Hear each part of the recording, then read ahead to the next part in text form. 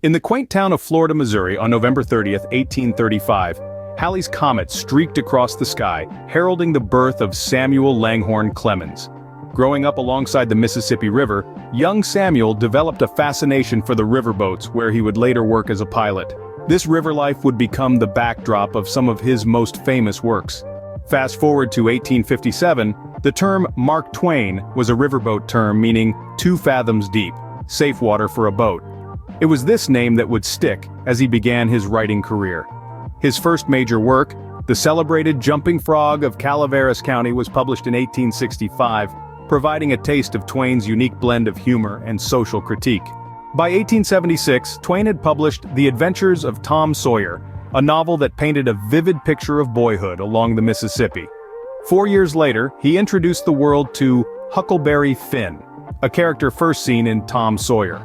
The Adventures of Huckleberry Finn, regarded as Twain's masterpiece, is known for its biting satire and critique of racism, which remains relevant even today.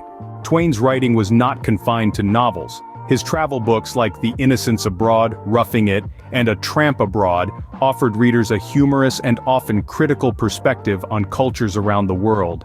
His essays and speeches, such as The Lowest Animal and Advice to Youth, showcased his keen observational skills and satirical prowess. A life fraught with personal tragedies and financial difficulties did not deter Twain. Instead, it added depth to his writing, making it relatable to a wide audience. His wit, wisdom, and unflinching honesty made him one of America's most beloved authors. Mark Twain passed away on April 21, 1910, with Halley's Comet once again blazing in the sky, just as he had predicted. But his legacy lives on through his works, which continue to be read and cherished globally. To summarize, Twain's life was as unique and compelling as the characters he created. His works, filled with humor, social critique, and human insight, have left an indelible mark on American literature.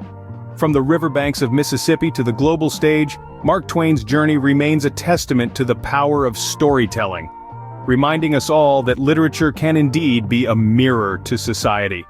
In the end, the man from Florida, Missouri, who chose a river term as his pen name, was not just 2 fathoms deep.